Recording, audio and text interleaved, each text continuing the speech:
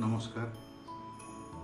मो आचरण जदि कहा भावना को आघात देछि तेबे मु विनम्रतार सहित क्षमा प्रार्थना करुछि।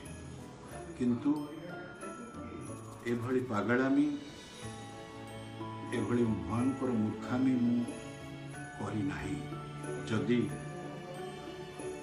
दर्शके लोके जो मानक मु चलती ठाकुर सदृश भावे से मानक जदि आघात देछि से माने जदि मो गुरु को अंडा फोपाड़े बा काली माड़ करेंगे मु नतमस्तक हो ताकू स्वीकार करी एवं निजको सुधारवा साबाड़ करने प्रयास निश्चय करी।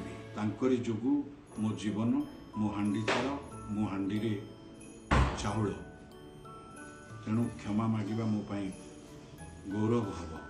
किंतु से अंडा कौन